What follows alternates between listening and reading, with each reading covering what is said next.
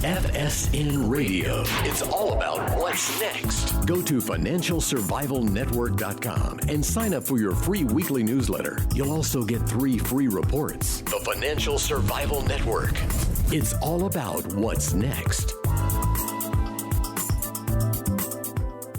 Welcome. You are listening to the Financial Survival Network. I'm Kerry Lutz, and it's July 12th, 2017. Just a reminder, email us at kl@kerrylutz.com. So looking at prices of precious metals, oil, and other things that you need to maintain your modern lifestyle. Where are these trends heading? And I always like to check in with Chris Vermeulen, the goldandoilguy.com. And Chris, welcome back to the show. Hey, thanks for having me, Kerry. Sure. So, look, we're seeing certain things playing out here. Stock market, can it actually go higher? I mean, how high before it is a bubble and it crashes? Yeah, well, the long-term trend of the equities market is up. It's very strongly up. And depending on the time frame you're looking at, obviously we've had, a month or so of kind of downward sideways prices in the overall broad market.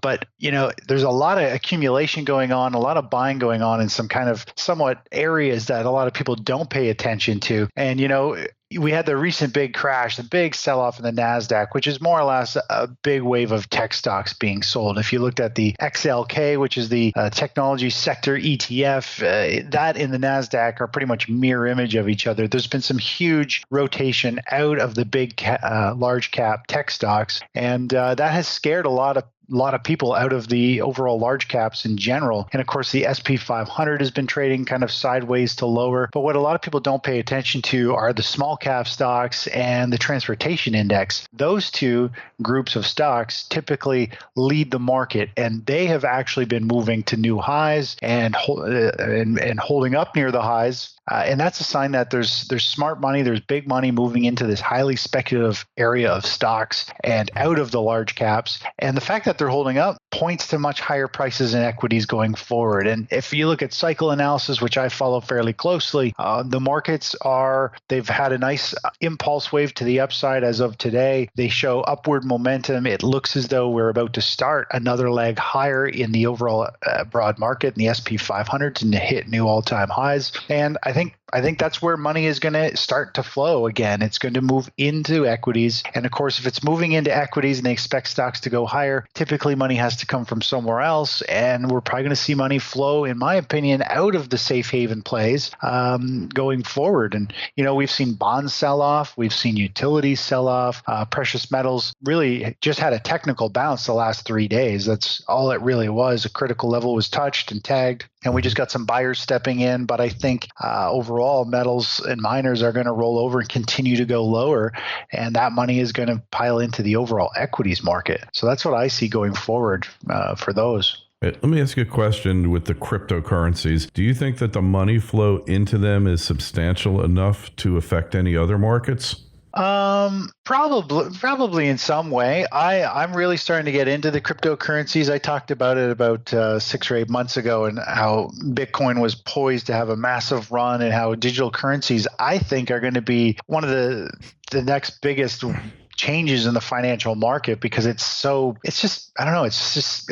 so easy to use, and it's also a great speculative move. I like Bitcoin. I like some of the top currencies, and I've been accumulating them, and I don't know if they have a huge big enough volume to really affect the overall market just yet, but I do feel as though some of that safe haven money that would be going into gold, silver, and miners, I think some people are saying, you know what, I'm going to buy some Ethereum and some Bitcoin and some other currencies with some of that money, instead of just buying gold, which is completely manipulated and dominated by some players. So you get into these digital currencies and you look at the charts, and man, they move like true price charts. Like, you can actually see and feel the excitement, the fear, the moves. The chart patterns are phenomenal when you get to the digital currencies, because there isn't really, in my opinion, I don't think there's really any manipulation yet. It's just pure waves of people getting excited about it and then kind of fading back, and then they get a little scared and they sell some. So I love the digital currencies, and there's actually an ETF or a fund. The symbol is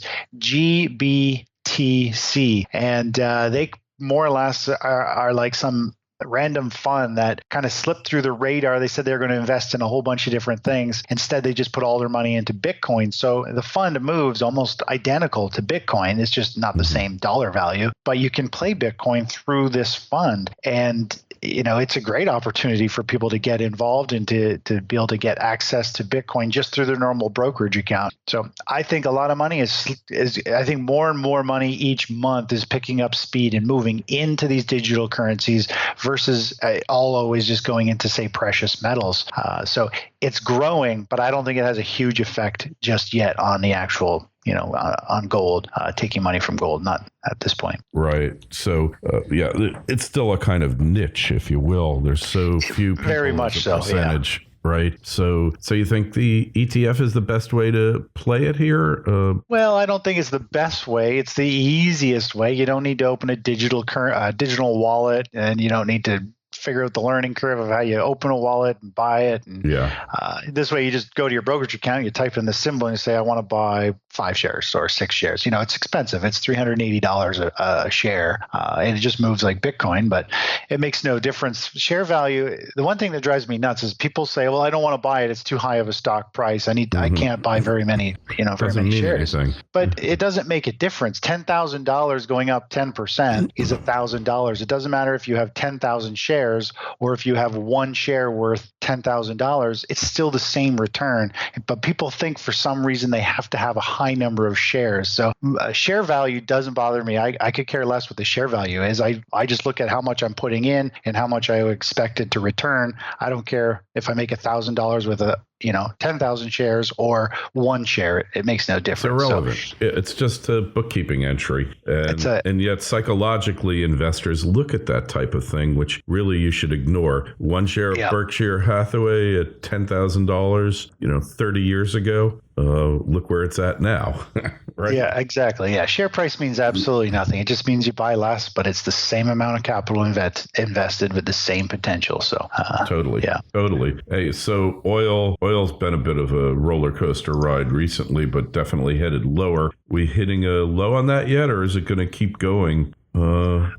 Yeah, lower? Crude oil has been phenomenal. It's actually been the best trading kind of this year. It's had these awesome oscillations up into resistance and oversold and back into with reversal signals back into resistance, and then just sells off, makes new lows. It's been going back and forth like this. We've done a few plays off it, and at this point, I actually feel as though there is potential downside for it to hit $40 a barrel. So there is some downside. There's another 10% or so to the downside from where we're at, but overall, I think the majority of the heavy selling, I think, is done at this point. I think we're going to see price start to chop around sideways more, potentially fade down to the 40 level. If it hits 40, I think it'll be a screaming buy. Obviously, depending on how it gets down there and the type of price action at that level, but at this point, I think the easy oscillations in crude oil are done. Now we've got really high volume, which means lots of people are watching it. The more people that watch something usually attracts better traders, and it becomes tougher to trade. So, the easy money in crude oil, I think, is done. And now we're kind of looking for some type of extreme low down around the 40 with a reversal signal to the upside, or for a bullish pattern to form over the next couple of weeks here and potentially get long for a breakout to the upside. So, crude oil is kind of going to be just kind of moving around here in kind of, tough trading range, I think. Yeah. So it's a tough trading range. And we're looking also the dollar. You think the dollar's hit its low or close to it, and it's going to begin going up again? Yeah, the dollar's looking it's looking like it's very close to a bottom. I think we might have another week or two of lower prices and for it to kind of just squeeze down a little bit more. It's fallen into a really significant support zone. The price action shows another little leg down to the downside, but then I think we're going to see a strong bounce in the dollar. And if we see a strong bounce in the dollar, we're probably going to see more money move into U.S. equities because investors will want to own shares in a currency that now looks like it's ready to start a multi-month rally. So not only do the equities go up, but their dollar also goes up. And if the dollar goes up, that is going to put pressure on precious metals and continue that downward trend that I was talking about. I think gold and silver and miners might trade a little bit higher over the next week or two as the dollar continues to kind of flounder and try and find a bottom. But then I think we're going to see a knee-jerk reaction, rally in dollar, sell off in metals, and I think it'll be the kind of the final sell off and flush down in metals before we put in a significant low here for the next major rally in metals. So we're getting close to a bottom in metals. I think there's a little bit more downside to go and a little bit more time to be chewed up before that takes place. And of course, we would have to put in a proviso that there's a lot of black swans out there, and who knows, which one might rear its ugly head. But there's all those, you never know when those things are going to happen. There's always black swans looming, even though right now we feel as though we know a whole bunch of them looming, but at any given time, there's all kinds of black swans that we don't really know about that could happen. So I don't really take any of that, take it with a grain of salt. It means really nothing because you can't predict it. You don't know when it's happening. So I just strictly follow price action, and usually the markets and price action kind of unfold in anticipation or see that insight coming for some reason. So follow the price action, and it will lead the way. Typically, yeah. Yeah. So I guess we're also, besides the precious metals, the base metals, been performing fairly decent recently. What are you seeing for them, like copper and such? Yeah, well, they've been holding up fairly well. It looks like copper's trying to put in a bottom here. And I don't follow base metals too closely, but obviously there is people starting to accumulate metals in general. And, one of the funds that I actually follow, it doesn't actually have base metals in it. It's actually, the symbol is GLTR. It holds a basket of precious metals, but they seem to move very similar in some way. Money is continuing to flow out of precious metals in general, not just gold and silver, but we're talking palladium, platinum, and other things like that. I think we're going to continue to see more weakness. They're all more or less in a downtrend, even the base metals, and they're trying to, at best, find a bottom and build a base, a launch pad for it to start a new uptrend. But overall, they are still all in a downtrend and continue to trade either sideways or with a slight downward slope. So at this point, the metals in general are underperforming and not something you really want to be long yet. Mm-hmm. Interesting. And anything else you're following that you want us to know about? I like to follow the VIX a lot. There's some great trades based around the VIX and leveraged ETFs. And, the VIX, we had a nice big spike there a couple of weeks ago. It spiked over 50% in one day. Right. And it's fading back down. We're about to see the VIX drop into sub 10 level again, which is, it's a fairly good warning sign once the price gets below 10, the VIX, that we need to be aware of potentially another sharp correction in the market. That being said, it can flounder down here for a long time, and it has been. We've been seeing this more or less below 11 and even below 10, for several months. And the last time we saw these prices was just before the big kind of 08 crash. So I do feel as though the market in general is very complacent. They continue to just buy into the stock market. Valuations are through the roof. They're insane. And, we're in a mature bull market. At any time, we could see a major top take place, but you can't try and predict a top because you're fighting the trend, and the trend is your friend. That being said, the massive selling in the NASDAQ, the big tech stocks, those are big brand names, big volume, big money. Mutual funds, hedge funds they were rotating out of those stocks. And that is kind of like a shot across the bow of some big players unloading billions and billions of dollars. And, that's the first time we've seen that in a long time. And usually during near a top of a bull market, we start to see that happen. And in the leading sectors, they start to get, profits trimmed off. So I'm aware that we're getting very close to a top in the market, but it might not be for months and months yet. The market always drags out longer than you anticipate. Yeah, everything takes its own sweet time. It's not on your schedule. It's It's on the market schedule. So yeah, it's interesting that VIX. And then, like you said last time, the VIX will spike, and then it's like a great shorting opportunity because it's sure to go down after it spikes, right?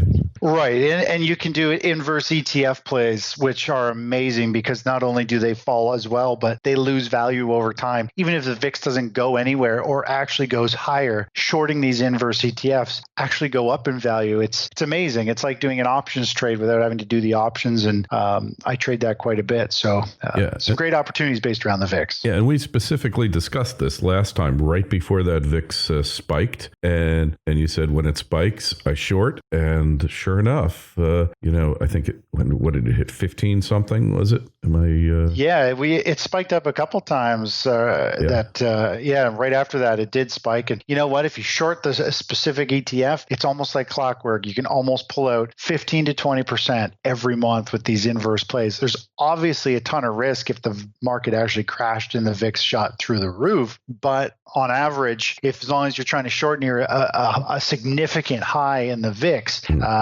there's a greater probability that price is going to fade back down and the fund that you're short will be up in value. And you have to do it quickly because they move so fast. I mean, all of that took place in like 3 days, right?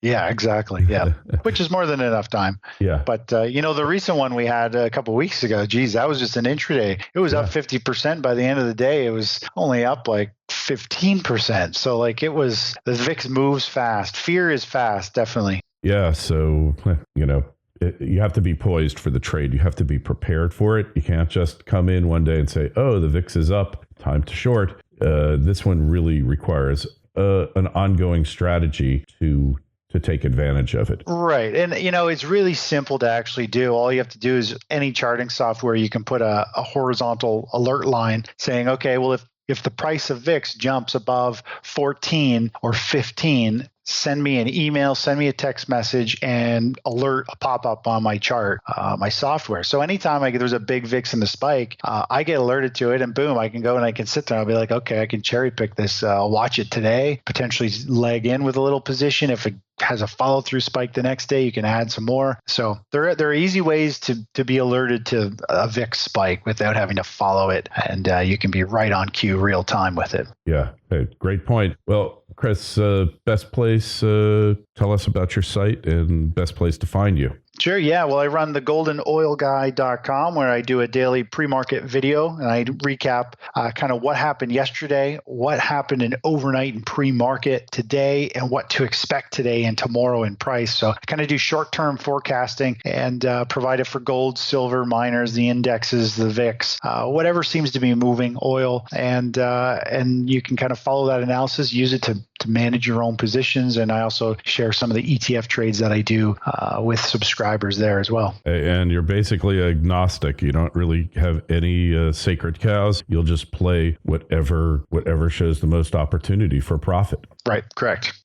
So check out Chris's site. We've been talking to Chris for years now, and his forecasts are usually pretty spot on. No one's 100%, but Chris is definitely up there, especially compared to some of the so-called market pundits out there. Got a question for Chris or myself? Email kl@kerrylutz.com. And don't forget Twitter feeds @KerryLutz. I'm getting more involved in that. The Facebook page is Financial Survival Network. I kind of just look for off the beaten path, crazy kind of economic stories like robots taking over fast food, things like that are just interesting. And hey, Chris, we will talk to you again real soon. Thanks so much for being on. Hey, always a pleasure, Kerry. Thanks for having me on the show. FSN Radio. It's all about what's next. Go to financialsurvivalnetwork.com and sign up for your free weekly newsletter. You'll also get 3 free reports. The Financial Survival Network. It's all about what's next.